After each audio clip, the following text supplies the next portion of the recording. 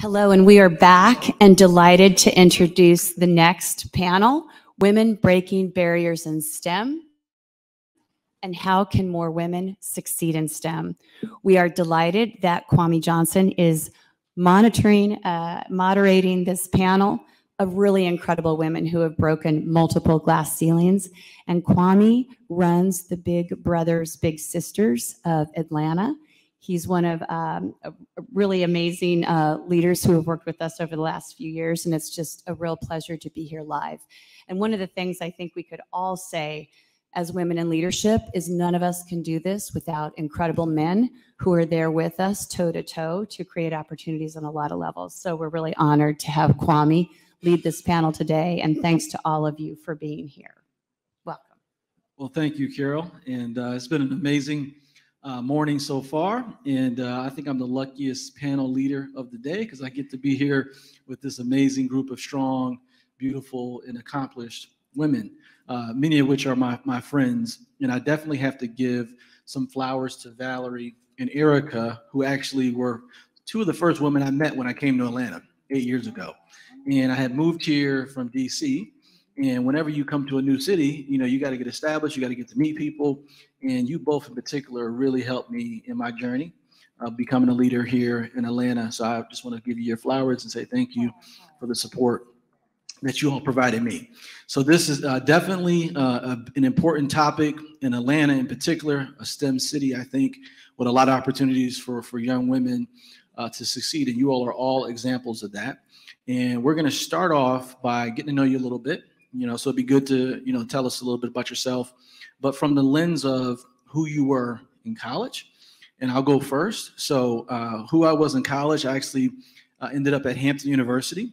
We talked a lot this morning about the importance of HBCUs, which was super important to me because before I went to college, I was actually a knucklehead in upstate New York getting in trouble, and I went to prison at the age of 17. And all the scholarships I had for being a track star had went away. And Hampton University was the only school that was going to give me a shot. So I ended up at Hampton University after coming home, and I'm at this amazing campus, home by the sea, and I felt out of place, to be honest with you, because I just spent a year with young men who came from really tough situations. And I kept thinking about their stories. I kept thinking about Anthony, who met his father in prison for the first time. So I decided to leave Hampton, and I went up to DC to work in youth development, and I've been here ever since. And what I'll say to young folks who in particular are watching, it's important that you figure out two things very soon in your career. And I meet a lot of adults, leaders who haven't figured these two things out. And the first thing is your passion. You got to figure that out. And you got to figure out what you're really good at. What are your superpowers? And then you got to bring those two together. You got to actually marry them. And I've been able to do that in my career. I found my passion in a tough place through the young men that I met. And that's why I work at Big Brothers and Big Sisters, helping young people every day get to the next level. But I also figured out that I'm really good at being comfortable in suites, but also in the streets. I can do both. So I've been able to marry those two together and create a pretty successful career for myself. So with that, I'm going to turn it over to you, Errika. Who were you in college? Ooh. And who are you? Ooh, to both of those questions. So the irony of having this conversation, and just thank you, Kwame, for the gracious intro and being here with us, is that this is my alma mater. Georgia Tech is my alma mater. So this is, a full circle moment, not just because this is my alma mater, but because I know that this event is being hosted and sponsored and supported by OMED, and my best friend is the executive director for OMED, and leaned into this particular opportunity, but also because my husband, who is the executive director for student inclusion and diversity here at Georgia Tech. So this is home, this is family. But when I started here, right, I came not far from down the road, Jacksonville, Florida. Tech was the closest place that I applied. I applied and was coming in through the computer engineering program, and they had just become accredited in that particular program. And I came to the steps and the grounds of Georgia Tech uninformed, unaware, and quite honestly unprepared. Not realizing, not taking advantage of great programs that have been here at Georgia Tech for years, long before I got here. So the Challenge program, which is a summer bridge program, it's out of the OMED office, just unaware.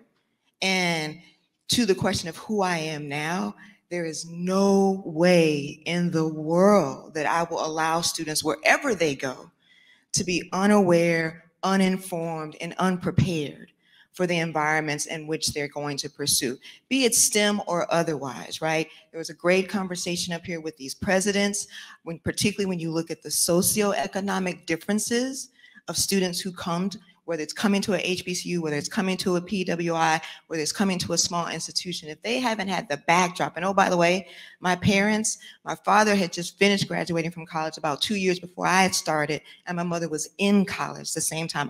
So I might as well have been a first gen, right?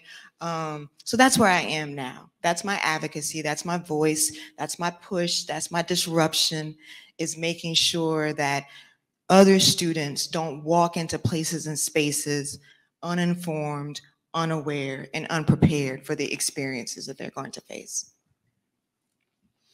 Wow, that's awesome. So I am Dr. Maxine Cain, and who was I when I was in school? Well, I was that little girl who grew up in an underserved, underrepresented community with no resources. My parents didn't go to college. My grandparents didn't go to college, so we were very unaware. We were very unaware of the resources that were available to us. And I remember even in high school, I was a straight A student, and I always wanted to be a judge. And I remember telling my mom and dad at the time that when I graduated high school, I wanted to go to the University of Georgia. And they were like, I don't think so. I don't think so, because we can't afford it. So they were not aware of all the resources that were available to young children who were in underserved communities. So I was heartbroken and disappointed. So I went to my grandfather and I'm like, I want to go to college. I want to go to the University of Georgia. And they lived in a little town near Lake Oconee called Eatonton, Georgia, which was very close to UGA. And I couldn't go to UGA. So I ended up having to go to the DeKalb Community College. I'm from Decatur, Georgia, born and raised. And I went to the DeKalb Community College, which is now part of the Georgia State system. And I did very well. I was a cheerleader in school and, did all the things that I was supposed to do. But I ended up having to go to work. So I had to work and go to school. I remember my job at Wendy's on Memorial Drive and going to school the entire time. And then after that, after finishing at DeKalb Community College, I started being a flight attendant. So I flew and then ultimately transitioned into corporate, but working my entire time while trying to go to school, not knowing that there were a lot of other resources available. Hence today, why it's so important to me as a founder of STEM Atlanta to really help young girls in underrepresented and underserved communities understand that although you may have those challenges like I did, you can still be successful. So it's a long story, but in a nutshell, that's who I was when I was in school. So who I was in college is a bit scary to reveal, but I'll try. And I do want to say, actually, thank you to Kwame for the accolades at the beginning. It has been wonderful having you in this industry in Atlanta. So thank you for your contributions as well. So in college, I was on a scholarship, academic scholarship, because academics were high. I went there thinking I could do the same thing I did in high school, and I lost my scholarship. You had to keep a 3.5. I did not, because I didn't know how to study. Everything was so natural, it didn't work. So when you get to college, when everybody else is smart, things change. But after I lost that scholarship, I actually had an internship that made me see what I wanted to be. So having the opportunity to see what you want to be is so critical. And I realize that now, because once I did that, I came back with a whole different determination. I never made anything less than an A after I did this internship. And I'm sure my parents wish that I had done that internship before I lost a scholarship. But after I did that, it was a matter of the determination, and I worked hard, but I played hard. So my friends were waiting for me in the other room for me to finish my homework so we can go to the party. And I was going to the party. I didn't miss parties either, but I did my work. So I worked hard. They waited for me. We hit a party. We partied all night. I got up, I looked crazy, but I went to class in the morning. I did it all. But the same thing applies to my life today. I work hard and I play hard. My play is a little bit different now. My play is vacation and laying out doing nothing. So my playing definition is different, but still we work hard so we can play hard. And I'm determined to help people understand what that means. And so that means that I want college students, everybody to understand that if you're committed to something and you put in the work, you will reap the rewards. And then being a part of that college life, I went to an HBCU. I'm a proud North Carolina A&T Aggie all day, every day. And that is sacred ground. Like being at a HBCU is sacred ground because those are the 4 years or 5 or 6 or however long it takes you, that you are not an afterthought. You are not an affinity group. You are not the Black Student Union. You are not the African American Resource Group. You are it. Like they said earlier, you own where you are. And so those years are so important in helping you to just value that, but be ready for the world. So I am here trying to make sure students understand when they get out of being the only is okay, because you may have gone to an HBCU and now you're out in the world and you need to know how to handle yourself. Good morning. My name is Michelle Arrington. I'm a Director of Government Affairs Community Engagement for Verizon. I'm an Atlanta native. I was born and raised here in Southwest Atlanta, right off Cascade Road, well, on Cascade Road. My mom still actually lives in our house. And so I grew up down the street from the AUC Center. I'm third generation college. My grandmother at the time, it was called Clark College. My parents met at Clark, well, it was called Clark University when my grandmother went there. My parents met at Clark College.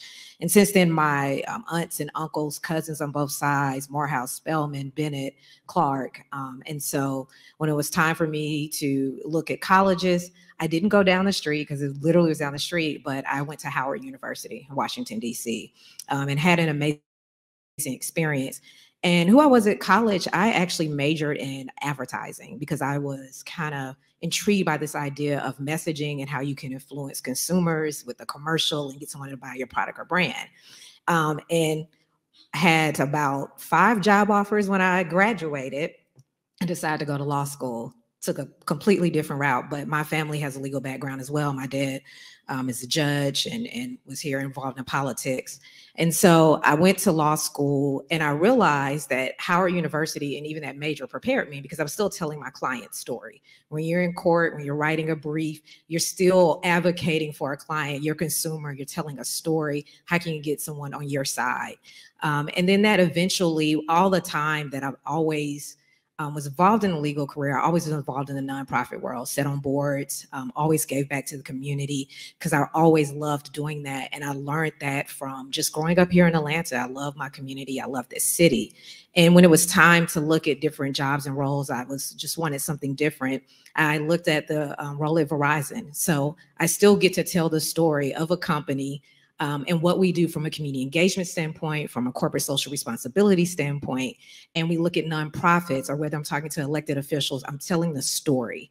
And that's always something that I think about. And I'm just so grateful being, a HBCU grad, as we're talking here, and also being able to work in my community and identify people that we want to work with, and I can give back to the same community I grew up in. Hello and good morning, everyone. My name is Nettie Brown. I am a current 5th year PhD student here at Georgia Tech, majoring in biomedical engineering. So college is not too far away, but away from where I am now, but I went to the University of Georgia. I also am an Atlanta native, grew up in Decatur, Lithonia. So I love the cab and I will rep it any day and every day. And growing up, I'm also like a 4th generation college student and like 3rd generation PhD student. So I was very fortunate, and Georgia Tech has been in my life for a long time. So my dad went to Tech. So when the presidents were talking about opportunities, I was that opportunity. So I was coming to Tech as a kid, doing experiments on the weekends. Fern Bank, as many of you know in Atlanta, it's free for the cab residents. So I was there during summers dissecting pig brain when I was like 7 years old too. So I got exposed early. So by the time I got to college, I was a person very focused on becoming a PhD student. So my friends didn't see me, but it was definitely like play hard, like work hard, play hard mentality. I didn't go to parties unless I finished the homework. If you stayed out late to go to the party, you got up early for church. So like that was me in undergrad. I only came out to really pledge Delta because I was like, that's what I'm gonna do. I'm third generation Delta too, so I'm gonna do that. So I was Nettie in college, and based on growing up in Atlanta and what I was exposed to, again, as fourth generation college, I saw a lot of my peers who didn't even apply to like the techs or UGAs because they knew we won't get in. Mind you, I went to a great high school, but they still didn't apply to these schools. And I have 3 brothers, so I wish I had a choice like the president. I got into a lot of HBCUs, but I had 3 brothers in college at the same time as me. My parents said, UJ, provides Zell Miller scholarships, Hope scholarships based on a lot of our lotteries. So staying in state's easy for a lot of us students in Georgia who, don't we don't really get the Pell Grants, but we also have many siblings and our parents can afford to send us all to college. So definitely resonate with a lot of stories shared here today. So now that's really my mission, like make sure students know about the opportunities at different schools, starting with when you're K through 8, really, that's where it really starts. So I try to do a lot of outreach with students and use that mission at school and also just in our greater Atlanta community. Thank you. Well, great. Thank you all for these amazing introductions. And I learned a lot about, some of you all that I didn't know. So thank you for sharing that. And as we go through our questions, I encourage you all to get a little vulnerable, right? And share your stories. And what we're going to do now is shift to talk about barriers that you faced in your careers in STEM. And I know for me, not all barriers are external. Sometimes barriers are internal. And I know for men in particular, Black men, that confidence issue is always something we got to get over to become our best versions of ourselves. And what it starts with is getting comfortable with our story, right? And I always say that your story can really be someone else's lifeline. It can be somebody's survival guide. But too often as leaders of color who have all these unique stories and experiences and trauma and things they've overcome to get to where we are in these seats today, we don't show up and share that. We turn that off. We show up with our representative. And as we have this conversation, I encourage you to take that representative down, get vulnerable, and share what are some of the barriers you faced in your career that others can learn from. Yeah, so Kwame, at 50, I'm well past let me shield and hide and mask. I'm just about, it is what it is. Because I recognize also that can help someone, right? So again, from a position of advocacy, I recognize that's the voice that I have to bring to the conversation. So don't worry, I got you. So there are 3 things I would say in terms of what I've experienced. And really the first one happened here, bias.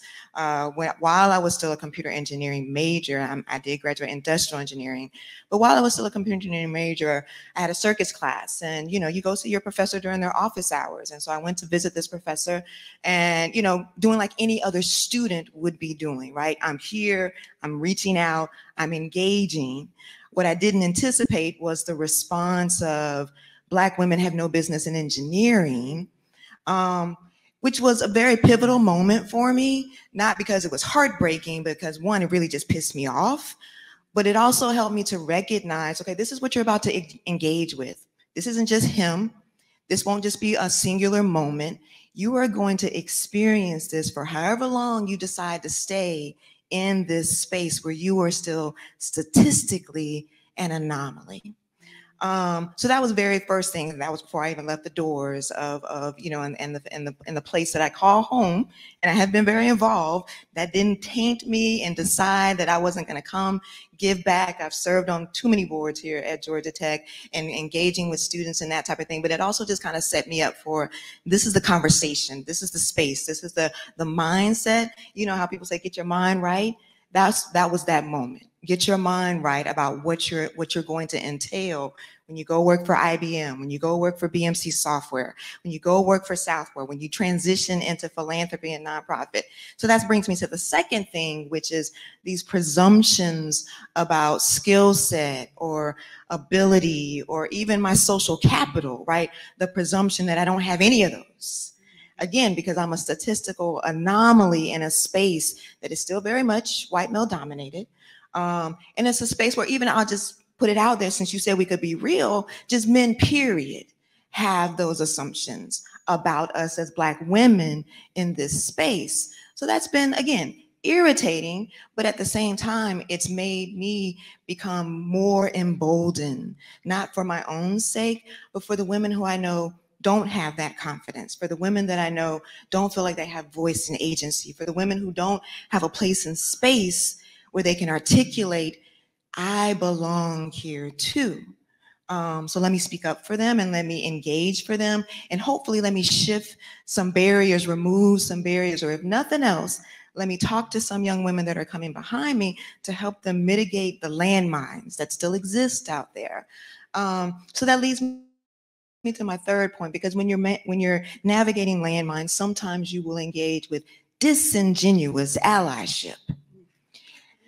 And that is just as much a barrier as someone who decides to be specific about their bias against you, right? Because they're presenting themselves in a way such that I'm here for you, I want to support you, I value you, you strong Black woman, while all in the while that is happening in front of you, there are doors that are closed that they stand in, that they operate in. There are rooms and spaces and conversations that they operate in where they are doing just the opposite in terms of your forward trajectory.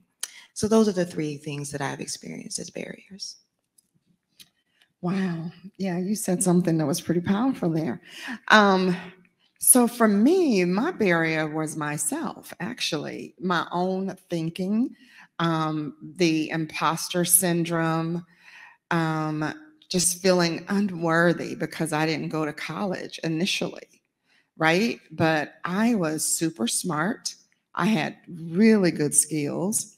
I ended up going to, when I transitioned from the airline industry, I started working at Verizon Wireless. And remember, I told you guys I had to work and go to school. So luckily for me, Verizon had tuition assistance. And so they paid for me to go to school. So I was able to go to school and work and escalate my career through the organization. And so during that time, keep in mind, I didn't have a degree, but I was able to still work and get promoted and still have a very, very good six-figure salary without a degree, right? So what happened was I felt that there are people around me who had the degrees, and they made me feel as if I was not worthy because I didn't have it and that they were better than me. And so I'm like, well, I'm going to school. I'm trying to do everything I can because I had to deal with the resources that I had. My family didn't have a lot of money, right? And I just had to make sure that whatever God shared in my ear and my spirit to do relative to education and making sure that I'm operating in the spirit of excellence and doing the things that he had called me to do, that's what I did. And even now, even after I've completed school, college educated, I was able to receive an honorary doctorate degree in humanitarian studies for STEM education and training for all the years, all the years that I just grinded it out, right? And so I honor that, but I had challenges just with myself and with people around me who were not supportive because I didn't have the pedigree that they had.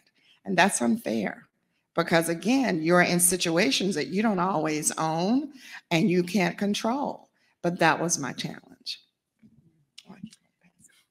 I think one of the barriers that I can think about going back to earlier is still somewhat relevant, but the lack of men that I had to look up to as role models, not having a woman. And I mentioned earlier about how I went to my first internship that really kind of helped me determine what I wanted to do. Well, that internship was an engineering internship at an aircraft engine company.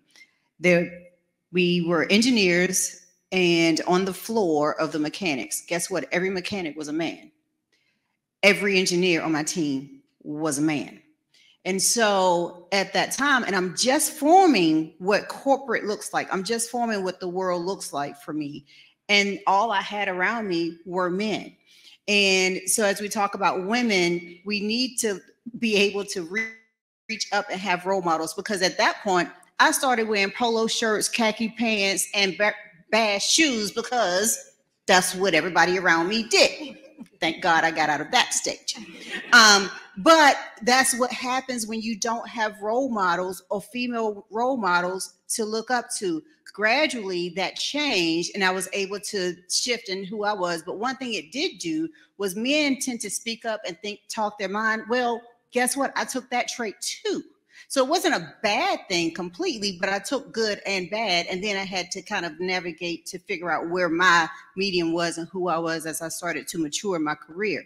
But at this stage, what I would hope is that we don't present those barriers to, so if women see, you know, a young lady that seems to be on her own or on a team by herself or not progressing, or she's presenting barriers for herself, that we reach back and make sure that we take her hand and pull her up. And as a young lady, if you see somebody that you see as a role model, mentorship, you know, everybody wants a mentor. And sometimes people don't want that formal mentor relationship. And sometimes women feel like it's a big responsibility, but a young lady can always say, hey, you know what? There's some things that I love about you that I would like to embody in myself. Do you mind if we just meet a couple times, get some insight from you?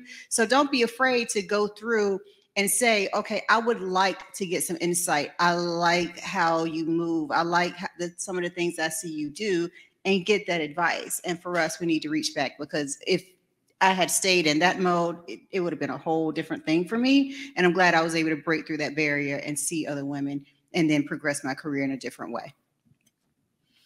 I would say for me is adaptability to a new field. So I came from a legal background, and then stepping into a corporation and a telecommunications company. I'm often on calls with a lot of our engineers, and they're using tech terms and I have no idea. And be honest, in the beginning, I was kind of afraid to ask, like, what does that mean? Because part of my job is to serve as a liaison. So if a city council member is calling about an issue, I need to be able to talk to my engineer to understand it, to relay it back. And I would never ask questions. I had like a little glossary of dictionaries trying to keep it, or talking about fiber or wireline and wireless. And I'm like, oh my God, I have no idea what's going on. But I've gotten a confidence now where I ask the question. I'm like, I need you to slow down and specifically tell me, what does this mean in the layman terms? Because then I have to relay this. And that helps our business. And it's understanding that. And then I think secondly, is also creating that access for the next generation and letting people know you can have that voice. I sit on a diversity, equity, and inclusion council within the legal department of our company. And so I was able to create a HBCU internship for undergraduate students in our legal department. And last summer, well, this summer, actually, they interned with us. And one thing I told them was like, don't be afraid to ask a question if you don't know what's going on. This is a new industry for everybody, including me. I've only been here 3 years, and look at what you want to do. And so I think they left with a greater understanding, a little bit more confidence, a greater understanding of what they want to do. And I said, whether you go to law school or not, now you understand a whole new industry. Let's ask the questions and let's make sure you know what you're doing. So I just think adaptability and believing in yourself are probably two of my greatest barriers. And one of my greatest barriers, the ongoing barrier, is like feeling a need to prove myself. It's hit so many times in my life, and I'm gonna just do 3 different scenarios. So it started in high school. I love chemistry, and I was taking 10th grade chemistry, and I was basically helping the teacher teach the class. And he said, well, what do you want to do? And I said, well, I want to be a scientist. He said, you smile too much to be a scientist. And I was like, that makes no sense. It has nothing to do with like me being smart. And so I go home and tell my parents, and my cousin was like in farm school. She was like, does he play with like toys on his desk? I was like, yes. She was like, he's a geek.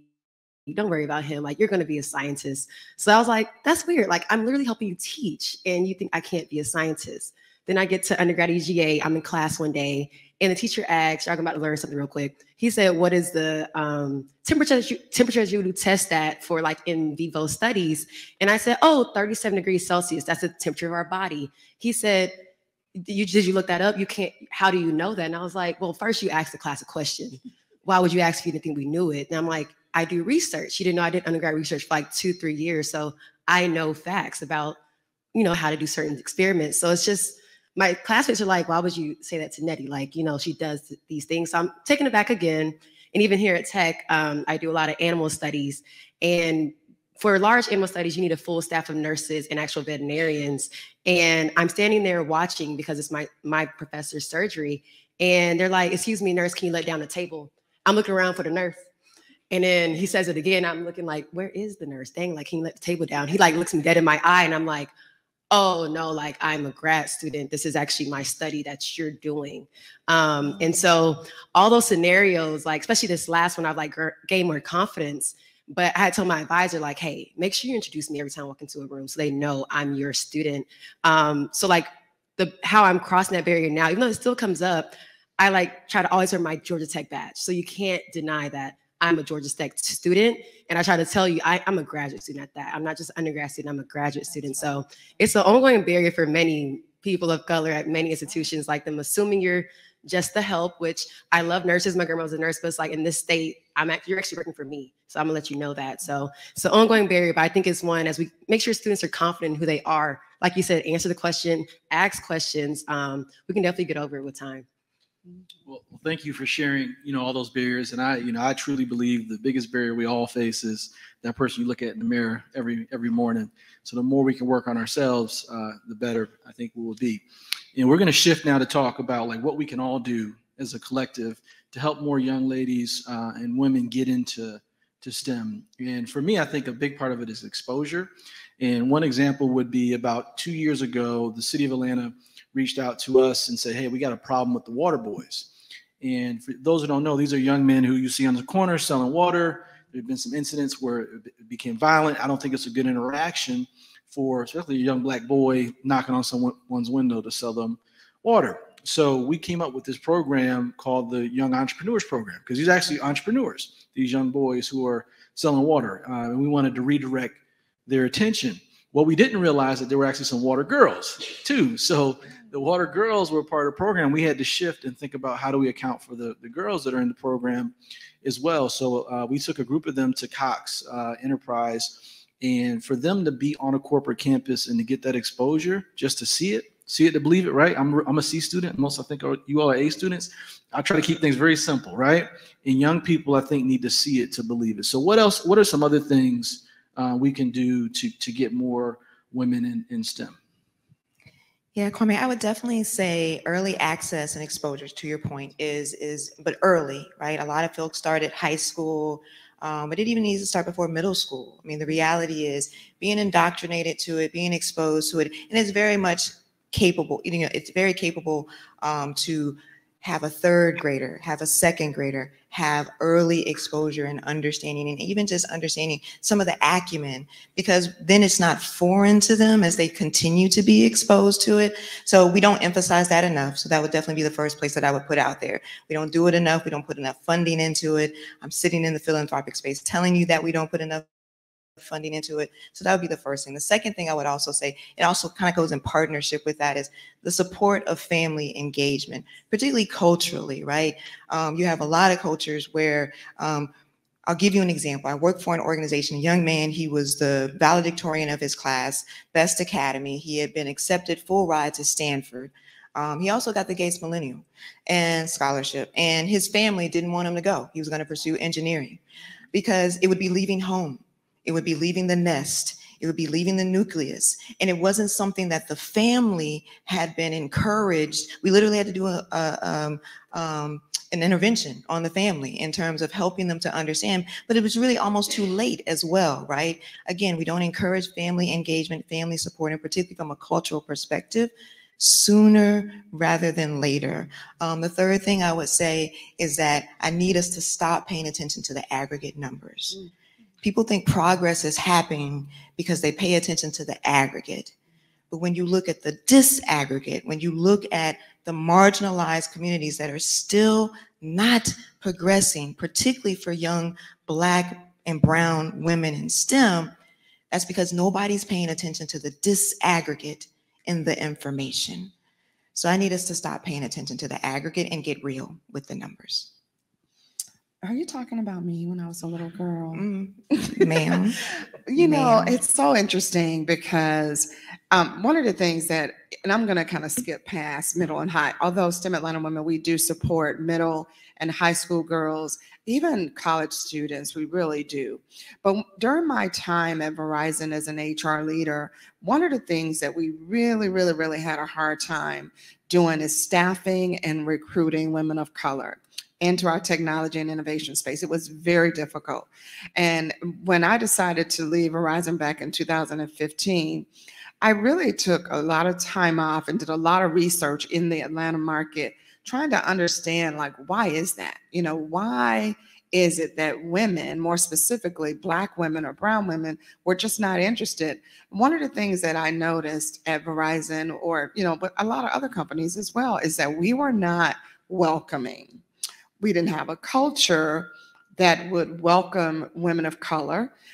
We didn't have mentorship. We didn't have development tools and resources available. And even from an HR perspective, we would talk to our leadership team, you know, the line leadership, even women in our organization. So for example, white men are really, really good at reaching into their organization and identifying leaders that they can either mentor or sponsor, right? They do that very well. Well, we had one Black female who was on our radar list to really help her excel through the organization because she wanted to be a C-suite executive.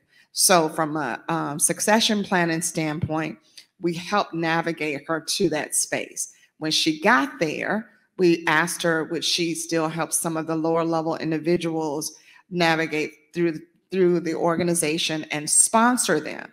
Sponsoring is helping someone get to that next career path, right? Well, at that point, she said no to us. She said no. And the reason she said no was because she felt that she had to fight and scrape and scratch to get to that space, and she was exhausted. And I'm thinking, wow, you know, even our own culture, we will not always reach back. And so for me, it's very important for us to make sure that we create a space where we are welcoming, we're encouraging, we're supporting and developing and sponsoring women of color when they do get to the corporate or the C-suite space. So that was a barrier, and we have to do better. Okay, I've been very engulfed with the stories. Can you give me the question again? So what can we do more as a community to help more women get into STEM? Thank you. So I will tell you about some of the things that I've done, and we can say this is the right thing, but I think we've given some good stories here. So one of the things that I noticed when I was in corporate, I was at Coca-Cola, technology leader, is that I wanted to see corporate look differently. We didn't have enough women or diverse talent. And when I say diverse, I mean Black talent, non-traditional talent, different colleges, all of those things, different experiences, first gen, just not enough diversity. Women very much included. And so I left 5 years ago to start WrightNow Solutions because I wanted to push the needle to get more people into positions. And so what I think it does take is us really making a true effort on getting there. So we include people from corporate organizations that will reach back and work with us with these girl organizations. So there's another panel going on right now with this young lady from Hype, Christina Newton and Smith. Wait a minute. That's right. Newton is the name. I've known her so long with both names. But she has an organization for young girls, and we partner with her to do her Leadership Academy. She teaches the girls coding and gives them international experience, and we can come in and teach them leadership ability, so when they get their internship, they will know what to do. So they won't put a barrier in front of themselves. And the same thing we'll do at colleges is go and help people understand, because I was on the corporate side so long, we enjoy going to the colleges and helping students understand, how do you navigate the corporate side? You will have a degree, you will technically know how to do your job, but what is it that you need to understand so that you can be successful once you get there and you won't place a barrier in front of yourself? So knowing and giving them the tips, the things that happen behind those doors that they would never know, because I didn't know but until I got behind those doors and heard the comments that people made when they talked about who was ready for promotion. And so being able to just give that information is what we value, is what we know people need. And when we work with underrepresented populations, we do a lot of workforce development programs and helping people put workforce development programs. We've been doing this for the 5 years of our existence, is helping with that. And when we put together the curriculum, it is always centered around how can you be successful and understanding and how to get past those moments of feeling like you're the only woman in the room, or you're the only Black person in the room, or the only LGBT, whatever that is, how to get past that, how to push past that, because unless they understand it, they're going to stop, retreat, and just not even enter the field. So we have to be able to push them forward to make sure they understand that. And when we do these workforce development programs, our goal every single time is to have at least 50% women. And why that's a big deal is because it's only 25% women in tech. And so if we have a goal of having at least 50% of women in our cohorts, then we can start pushing the needle to get more women into technology. And that's one of the big things that, I do in particular, and everybody can help be a part of these types of organizations. We're always looking for people to help push the needle in these spaces. So I welcome anybody to be a part of this effort. I will say, for me, I believe it's creating opportunities for people in a space that they necessarily wouldn't have, and put them in a room where they can interact, and creating these strategic partnerships. And that's one thing I love about the job that I do, is that I'm able to work with a diverse group of nonprofits and organizations and people, and kind of put them in a space where they can talk and network and work with each other. Two of the nonprofits we support, Inspire EDU, Richard Hicks is here, and Christina Newton for Hype. Inspire EDU had a gala. I made sure to invite Christina and someone on her staff. Or if it's another event or something and we have a table or opportunity, I'm making sure to always bring them along. I will say, I've been at Verizon for 3 years. It is extremely diverse. I've always felt supported. My VP is a Black woman. Head of our foundation is a Black woman. Our board is a majority minority board. And so I just always feel comfortable and supported. Even the internship program I mentioned, I developed that with 2 other attorneys within Verizon, and they're actually Black. And so I've never have felt out of place, and I've always felt supported, and that someone's going to bring me along. And what do you want to do next with your career? Where do you see yourself going? How can we help? And I think that's important. And I didn't, honestly, this is my first time working in corporate America. I didn't know that existed and that worked like that. So I'm very grateful that they really take diversity, equity, inclusion seriously. And so then internally, I take that and I push it back out into the community as well. I think we can definitely do what Kwame says, share our stories. I think that's a very important part of getting more women involved in STEM. Like, what was your journey getting to where you all are today, where we are all? And also sharing opportunities, like you said, and resources. I remember growing up, I was like annoyed with my mom. She would always, once I found out about a camp, she's like, let me tell all your friends, tell their moms. Her car was the van to drive everybody. But it was like, that's what it takes. That's what it takes to get kids to know about summer camps or certain fern-baked programs or scholarships. And I really got to see that, especially at UGA. So I was a part of a program called Road Dogs, where we spent our spring breaks going around schools in Metro Atlanta, but also in rural areas in Georgia. And we're there, saying go Dogs, but we ended up realizing some students in Metro Atlanta didn't know about Hope Scholarship. So like, if you're from Georgia and you have above a 3.0, tuition is almost paid for. But at that point, we weren't saying go Dogs. We're like, go to any school in Georgia. A lot of HCUs, especially AUC, Fort Valley, there's UGA, there's Georgia State that are more affordable. But we were like, y'all didn't know y'all could go to school without paying and getting all these like grants and like just needing all this federal loans. And they're like, no. And I'm like, okay, so we've got to talk to the guidance counselors. There's so many people to talk to. So I think a big part of getting more women in STEM is knowing about opportunities and knowing how to share resources, creating those networks, all these wonderful organizations, using the pipelines to let other women, K through 8, especially, like she says, important. It doesn't start in high school. It starts when they're young, so they know I can be successful in STEM and empowering them. I have a current undergrad student she's a Black female from Virginia. She's like the only Black student in a lot of her classes. And she wasn't going to apply for a scholarship. She said, my roommate said I shouldn't apply, I won't get it. And I was like, you have a 4.0, you've done research for 2 years, you've had great internships, why would you not apply? And like, I helped empower her. She got the scholarship. So it's like, we have to be great role models, like you are saying, but also empower them to know that they can apply and be successful, whatever they do. Thank you for that. And you all have just been sharing some amazing information. I want to thank you for that. And in closing, I want to give you like each a minute to give us something that we should all be thinking about as we leave out of here, because I'm really about action. We could talk a lot and do a lot of different things, but what are some action items we can do? What do you want to give the crowd as we leave this session? So 1 minute each in closing. So the first thing I would say is feel empowered to speak truth to power. Right? Don't be inhibited. Don't be afraid. Don't feel like your voice is not relevant, and encourage those in your circle to do the same. And the places where I need you to speak that truth to power is in the space where I work. Philanthropy is one of those spaces. I serve as the executive director for the STEM Funders Network. It's a national philanthropic collaborative. But every day I recognize my job is to speak truth to power. The second thing I would tell you to do is get involved in policy. Philanthropy and policy are two of the places where we haven't spoken up enough, and they create some of the greatest barriers and have been some of the greatest offenders to the opportunities that don't exist. So speak truth to power, feel empowered to speak truth to power. I would absolutely agree with that, because a lot of times as a nonprofit organization, we're all about the people and feeling like we need to fix the people. It's really not the people. It's the systems. It's the structure. It's, like she said, speaking truth to power and making sure that we can get into the groundwater, right? Really understanding that there is power structures, and there's a playbook that's been around for hundreds of years. So it's really not about the people. It's about really understanding this policy. I have the opportunity to work with Errika on the policy conference, this Tech for All policy conference, and just think about it a little deeper.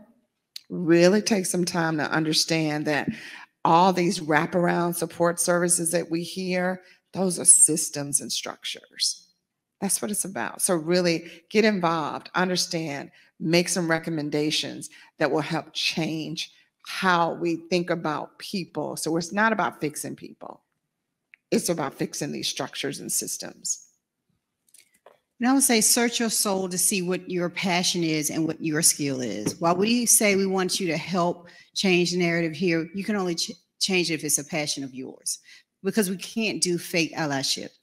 We can't do people that aren't really about this cause. But when you search yourself and see that this is a passion that you have inside of you, you can make all the difference in the world. I left 5 years ago because I knew I wanted to help change this. So it was a very comfortable corporate situation, a wonderful company, doesn't get much better. Coca-Cola was a wonderful company, excellent experience, but I knew corporate needed to be different. I knew we had to do something different in this community to be able to get it to diversify a little bit more and be a little bit more of a place of belonging. So I chose to leave so I could do that. And I matched my skill of knowing that landscape, and I matched my passion of wanting to help people launch careers and elevate through their careers. That's why we work with corporations on the management and leadership side, and we work with the community on the launch and career side. But what do you want to do, and how do you want to help? So if you truly have a passion there, then you can find so many organizations. Everybody up here sits in organizations and things that you can get involved in. There's so much you can do to help push the needle. But if you're here because it's the thing to do right now, then reevaluate, because it's difficult to have people be involved that really aren't going to push the needle when they walk out the room. I would say, make sure you're using your influence to create change, and so that you're always reaching back and pulling someone else up. And if you have the opportunity to create change, we're talking about mentorships and internships and encouraging a person, use that to do that. And I try to do that every day, to work with organizations that I know are focused on the same values that align with my company, but also that align with what's right. And so pour into them. And it's not always just pouring into financially. It's really thinking about strategic programming and what can create the next pipeline. And that's extremely important. Very similar, like being intentional. So like you're saying, pulling back up, say yes to going back to your high school, back to your college town, to just be a presence, because we are, like you're saying, anomalies, okay? We shouldn't be up on this stage according to these arrogant statistics. We shouldn't be here. So when we go back to these schools and they see, oh, I can make it in STEM. So that's what we can all do. Like go back to the schools, go to communities that aren't yours, but it's a rural area that might not see Black women succeeding in STEM, and be intentional about that. Maybe set out 2 hours every month, I'm going to give back. It has to be that kind of intentionality, or else we'll skip over. It'll be a year and we haven't gone back to do any kind of public service like that. So be intentional and have a voice. So I'll say this in closing. My father used to always say, he said, you can be very successful without a woman. I see some side eyes looking at me right now. He said, a man can be very successful without a woman. You can go to college, you can get a degree, you can have a job, you can make money. But he said, to be great, you got to have a strong woman on your side. So I want to thank you all for being strong women and helping us all be great. Let's give them a round of applause. Thanks to all of you. And I'm just going to remind everybody, if you've never heard the song by Keb Mo, Put a Woman in Charge, go home tonight and listen to that and think about these women. So thanks so much to all of you.